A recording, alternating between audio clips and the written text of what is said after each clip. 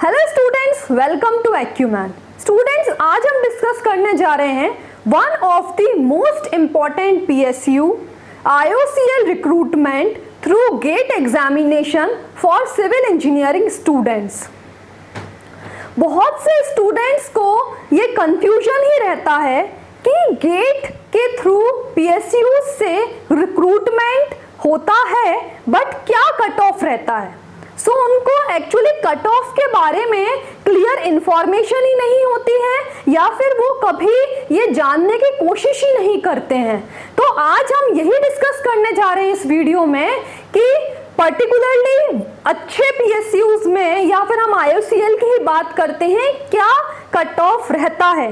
Recent अभी 2024 में क्या कट ऑफ रहा जिसके थ्रू स्टूडेंट्स के पास इंटरव्यू के लिए कॉल आया, तो वो हम इस पूरे वीडियो में डिस्कस करने जा रहे हैं, है ना। और क्या क्या इंपॉर्टेंट सब्जेक्ट्स होते हैं वो भी हम उसके बाद डिस्कस करेंगे। अभी हम बात करें कि एक्चुअली स्टूडेंट्स इसीलिए ही तैयारी नहीं करते हैं PSUs की क्योंकि उनको करेक्ट इंफॉर्मेशन कट ऑफ से रिलेटेड नहीं होती है, या फिर वो जुलाई अगस्त वाले मंथ में इतने ज़्यादा डिमोटिवेट हो जाते हैं वो स्टूडेंट्स कि वो पहले टारगेट कर रहे थे कि हाँ हमें गेट में 50, 55, 60 नंबर लेकर आना है, और कहीं कहीं वो होप भी लगाए थे कि PSUs में इंटरव्यू के लिए भी कॉल आएगा और वो सिलेक्ट भी होंगे। बट जैसे जैसे जुलाई अगस्त का मंथ आता है तो वो बहुत डिमोटिवेट होते जाते हैं, और आपके फेलियर का जो सबसे बड़ा कारण होता है वो डिमोटिवेशन ही होता है। तो आपको बिल्कुल भी होप नहीं हारनी चाहिए। इस समय आपको अपने फैकल्टी से ज़रूर बात करते रहना चाहिए जिससे वो आपको प्रॉपर गाइड कर पाएं, है ना। डिमोटिवेशन के कारण हमें अपने रिजल्ट को खराब नहीं करना है, ओके, क्योंकि आपकी पढ़ाई होती जा रही है। बट जो ये मंथ चलता है, जो जुलाई अगस्त सितंबर वाला जो मंथ आ जाता है वो एग्जाम के बहुत करीब होता है, मुश्किल से 3-4 महीने ही बचे हुए रहते हैं। तो वो हमारा जो डर होता है वो ही डिमोटिवेट आपको करता है, वही कारण होता है डिमोटिवेशन का, है ना।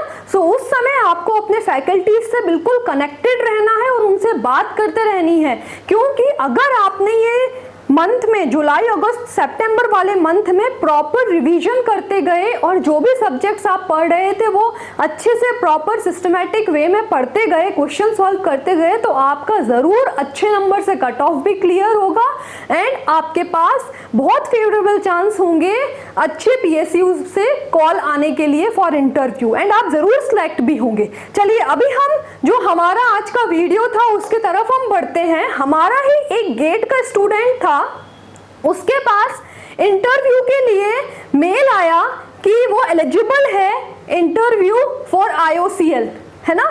सो एक बार कट ऑफ देख लेते हैं। आप देखिए कट ऑफ, कितने कट ऑफ पे उसको इंटरव्यू के लिए IOCL ने बुलाया। तो ये सिविल का ही स्टूडेंट था, इसका जो कट ऑफ गया है वो गया है 43.79। आप देख सकते हैं, मतलब इस PSU का जो कट ऑफ गया है वो 43.79 गया है। इस पर्टिकुलर कट ऑफ पर अगर हम देखें, अगर चलो अगले साल के लिए हम ये मान के चले 45 भी आता है, तो आप देखिए ये इतना कोई बहुत बड़ा नंबर नहीं है, 65 हो 75 हो, क्योंकि PSUs का नाम सुन के हमें ध्यान में यही आता है अरे नहीं हम नहीं कर पाएंगे, क्योंकि PSU का कट ऑफ तो बहुत हाई जाएगा, 75 जाएगा, 80 जाएगा, 85 जाएगा, ये सब आपके दिमाग में चलता है और ये आपको टेंशन क्रिएट करवाता है।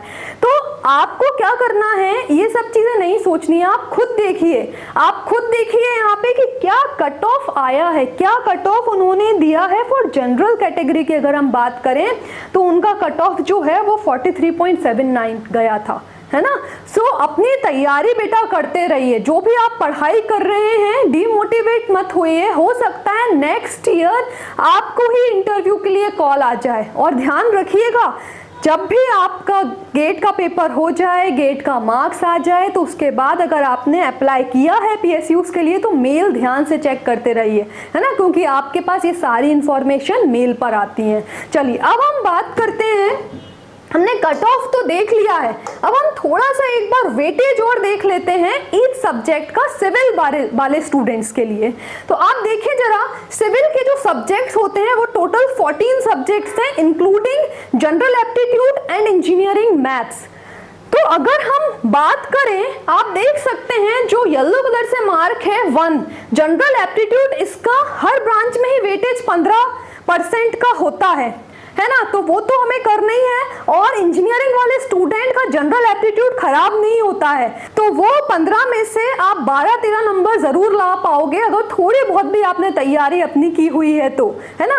तो ये हो गया। नेक्स्ट अगर हम बात करें third, fourth, fifth, six number पे, तो आप देखें यहाँ पे सब्जेक्ट्स हैं जियो टेक्निकल इंजीनियरिंग। इसका अगर हम वेटेज की बात करें तो सबसे ज्यादा वेटेज है 16% का, है ना। तो ये सब्जेक्ट तो बिल्कुल ही नहीं छोड़ना है। ट्रांसपोर्टेशन इंजीनियरिंग 14%, अगर हम बात करें environmental engineering 12%, fluid mechanics, but fluid mechanics में भी ओपन चैनल फ्लो सिर्फ। तो ये टोटल अगर हम बात करें लगभग 50 नंबर हो गए हैं। अगर अभी भी किसी बच्चे ने तैयारी नहीं की है या फिर तैयारी कर रहे थे और रुक गए हैं, अभी इतने सब्जेक्ट का ही रिवीजन कर लीजिए आप और पेपर देने जाइए और फॉर्म फिल करिए, है ना। अभी आपको एक और वीडियो आने वाला है, आपको एक और वीडियो में बताया जाएगा कि आपको जो फॉर्म फिलिंग करना है उसमें सिविल इंजीनियरिंग के साथ एक और आप ऑप्शनल फॉर्म कौन से सब्जेक्ट से भर सकते हैं। वैसे मैं बता दूं एनवायरो बहुत अच्छा होता है, उसी से भरिए। सर्वेइंग में एक्चुअली क्या होता है, ज्यादा स्कोप नहीं होता है, तो ज्यादा बेस्ट है कि हम एनवायरो से फॉर्म भरें। वैसे आपको नेक्स्ट वीडियो में उसके बारे में भी इंफॉर्मेशन दी जाएगी। तो अगर हम इस वीडियो में यहीं की बात करें तो आप देख सकते हैं ये टोटल ये 5 सब्जेक्ट हैं। अगर इसको आप पढ़ के जाते हैं तो 50 नंबर तो यहीं से आ रहे हैं। और अगर हम बात करें जैसे जियोमेट्रिक्स इंजीनियरिंग, सर्वेइंग, बहुत आसान होता है ये सब्जेक्ट, स्कोरिंग होता है, मार्क्स आप ज्यादा ला सकते हो, है ना। सो आप इसको पढ़ सकते हो, 7% वेटेज है। अब किसी स्टूडेंट का सीएमएम बहुत आसान होता है, सीएमएम अगर हम बात करें सीपीएम वाला पोर्शन, है ना। सो वो अगर हम बात करें ये भी 1 नंबर आता है, वैसे 1-2 नंबर के क्वेश्चंस पूछ लिए जाते हैं, तो ये भी आप कर सकते हो कि बहुत आसान क्वेश्चन पूछा जाता है सीपीएम पार्ट से, तो वो आप कर सकते हो, है ना। देन कुछ लोगों का अगर हम बात करें स्ट्रक्चरल एनालिसिस भी बहुत अच्छा होता है, अगर उसकी बात करें तो उसका वेटेज भी 7% है। तो अगर ये सब्जेक्ट भी आप रिविजन कर लेते हो तो देख लीजिए 60-65 मार्क्स का आपने पढ़ लिया है ना। सो हमें डिमोटिवेशन में नहीं आना है। तो जो बच्चे अभी तक पढ़ रहे थे तो आपको ये वीडियो देखकर समझ में आ जाएगा कि अभी भी आप सही पाथ पे ही हैं, अभी भी टाइम काफ़ी है।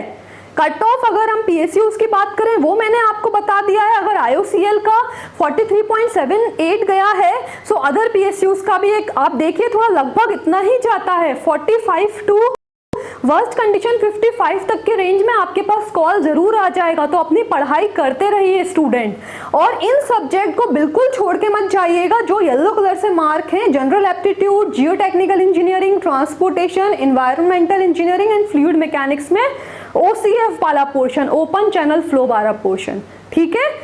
ये तो आपको पढ़ के जाना ही है। अब वो स्टूडेंट्स जिन्होंने अभी तक पढ़ाई स्टार्ट नहीं की है तो वो भी पढ़ सकते हैं क्या अभी?